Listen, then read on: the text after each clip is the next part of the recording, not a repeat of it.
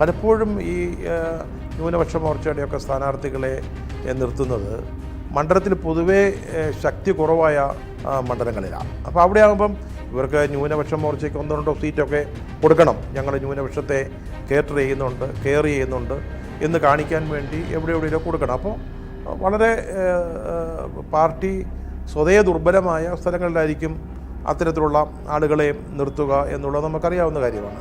അതിനപ്പുറത്ത് പ്രേമനോട് BJPക്ക് എന്തെങ്കിലും ഒരു പ്രത്യേക വാത്സല്യമോ സ്നേഹമോ ഉണ്ട് എന്ന് എനിക്ക് തോന്നുന്നില്ല. പ്രേമൻ ഒരിക്കൽ പോലും BJPക്ക് അനുകൂലമായിട്ട് എന്തെങ്കിലും മറ്റു പല കോൺഗ്രസ് MPമാരുടെയും പല പ്രസ്ഥാനങ്ങളും വിവാദമാകുമ്പോഴും പ്രേമൻ അങ്ങനെ ഒരു BJPക്ക് അനുകൂലമായിട്ട് എന്തെങ്കിലും പറഞ്ഞതായിട്ട് ഒന്നാമതൊരു സെക്കുലറാണ്, സോഷ്യലിസ്റ്റാണ്.